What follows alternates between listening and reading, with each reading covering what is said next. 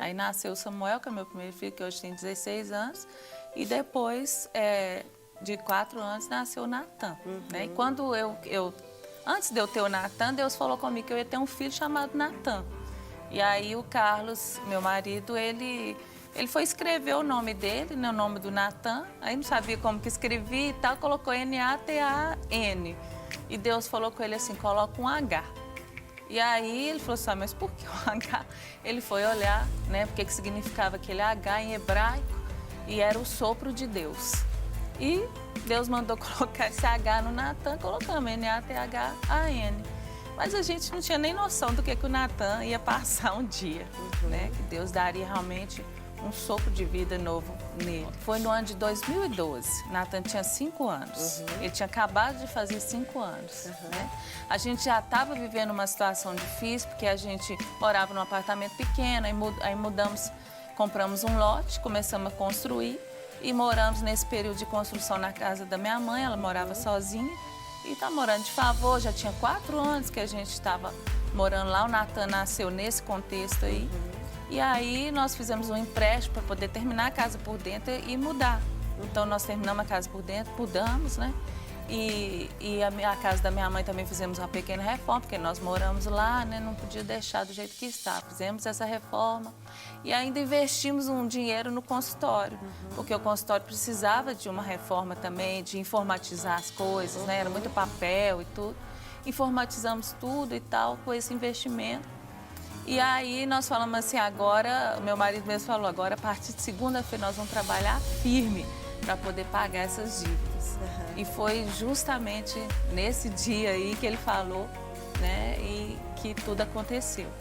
Aí o Natan ia fazer 5 anos, né, e no dia do aniversário, e ele queria muito uma festa de fundo do mar. Ele queria fundo do mar, eu mostrei outros temas fazer lá na escola e tudo. E ele não, ele quer, eu quero fundo do mar, quero fundo do mar. E nós fizemos esse tema para ele lá. E ele fez 5 anos nesse dia. E nesse dia meu marido sentiu muita inquietação, chamou a gente na salinha de oração que a gente tem lá em casa e falou assim, olha, Deus está me falando para a gente fazer um voto aqui, para a gente não murmurar. Independente do que vai acontecer, a gente não murmurar por nada. Eu achei aquele estranho, falei, misericórdia. Ai, ai, ai, começou a anunciar isso aí. Alguma coisa está vindo. Aí ele falou pra gente não murmurar. No outro dia do aniversário, o Natan já teve uma dor de garganta à noite. Isso foi na quarta aniversário, na quinta teve uma dor de garganta à noite, na sexta de manhã eu levei ele no médico. O médico não viu nada demais e tudo, ele passou mal na escola, né? E ele queria muito que a gente fosse na escola esse dia, quis ir, porque tinha um negócio de um vulcão que ia entrar em erupção, né?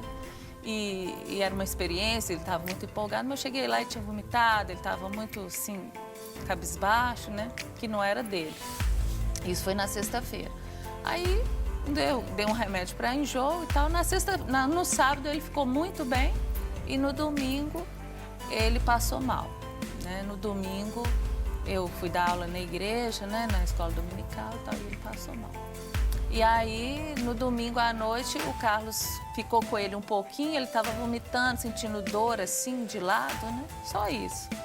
E prostrado. Aí o Carlos falou, Janaína, dorme um pouquinho, que eu vou ver, a hora que ele acordar, eu vou orar aqui, se precisar a gente vai com ele para o hospital.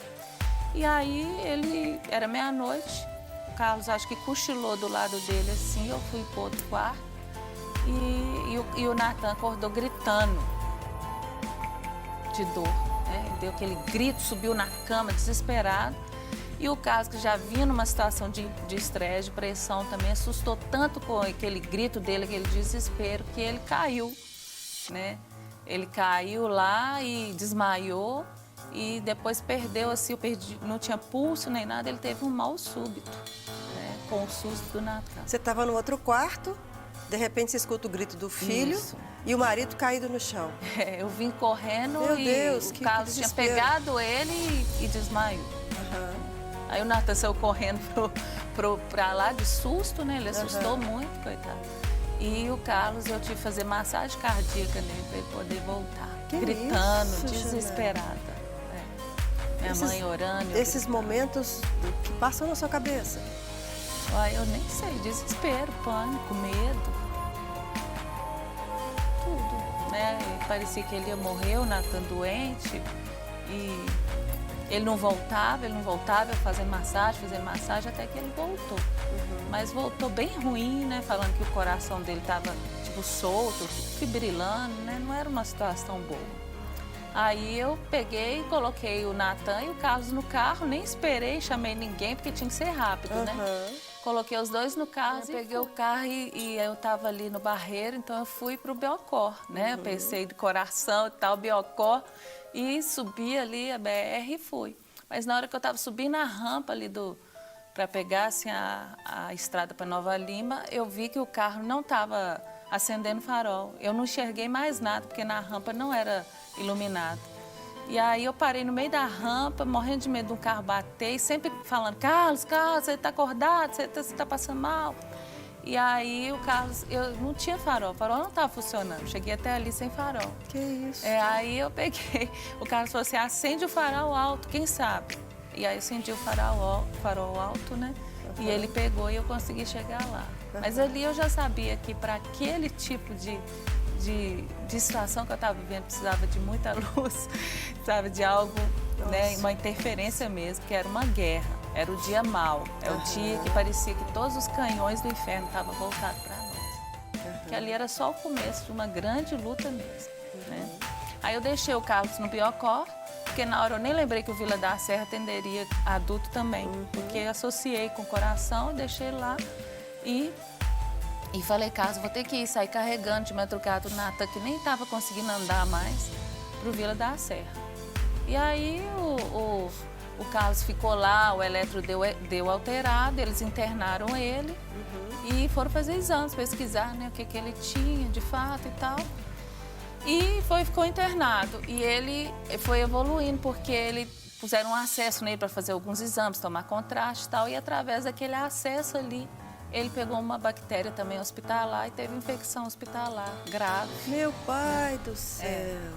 E nesse meio tempo, eu fui pro Vila da Serra com o Natan, eles suspeitaram de apendicite, fiquei 2 dias no PA lá, sem diagnóstico, ele passando muito mal mesmo tomando Plasir, ele estava vomitando, dor, prostração. E eles achando que era apendicite, o pneumologista avaliou ele, não viu nada e tudo, mas depois desses 2 dias muito difíceis, internou ele. E aí veio um médico experiente e auscultou ele, né? E viu, falou, ele tá com uma pneumonia e já tá grave. Já foi pedindo, ele não tinha sintoma nenhum de pneumonia, nada. Foi uma pneumonia galopante, silenciosa, gravíssima, nos 2 pulmões, né? Dupla. E o médico já foi pedindo um antibiótico de infecção hospitalar antes de pedir o raio-x, porque lá no PA eles fizeram só raio-x, ultrassom, tudo de tórax, de abdômen. Não pediram de tórax. Aí ele pediu e ele constatou, né, que essa pneumonia era bem grave, já estava bem grave. E aí evoluiu para uma empiema duplo, que é um pus nos 2 pulmões, derrame de pus, né? Mas assim, ele ficou 1 semana morrendo igual um passarinho, foi a pior semana da minha vida. Ele mesmo não lembra dessa semana, o Natan, né? Porque ele ficou muito ruim mesmo, foi entrando em coma, né?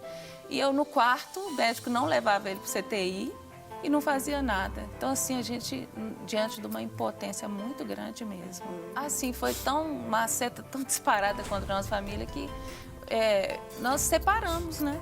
O Carlos em um, eu no outro, e o Samuel, meu outro filho mais velho, tinha 9 anos, né? Precisava da gente, ficou sem pai, sem mãe, sem irmão. Né? Na casa das outras pessoas, Deus levantou amigos, né? Vizinhos, queridos, amigos para cuidar dele, porque, na verdade, foram 7 meses, né, Adriana? Essa luta durou 7 meses. A gente fazia de tudo para não murmurar. Eu, assim, tinha...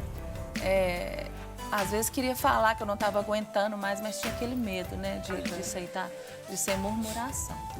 Mas aí o Natan, ele teve isso, depois esse empiema duplo, ele teve SARA, que é síndrome da angústia respiratória aguda, que é assim, 90% de óbito, né, é como o pulmão entra em falência mesmo.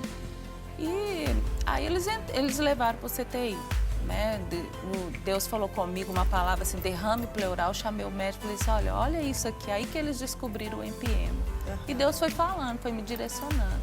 Lá no PA também, era tanta luta que a grade do negócio caiu na minha unha e arrancou minha unha. E na hora Deus falou comigo assim, quando sua unha sarar, o Natan também vai sarar. E eu falei, não acredito nisso, né? Não queria nem pensar que para uma unha sarar era muito tempo, né? Mas depois de 7 meses que eu olhei para minha unha, que ela faltava pouquinho, o Natan estava realmente faltando pouquinho para ele sarar. O médico falou que ele tinha 24 horas, então o caso queria vê-lo, né? Então, o que ele teve foi muito grave. Então, ele estava no CTI entubado, numa situação terrível mesmo. E aí o Carlos saiu para vê-lo, mas saiu muito assim, muito debilitado, emagreceu 10 quilos em 10 dias, né?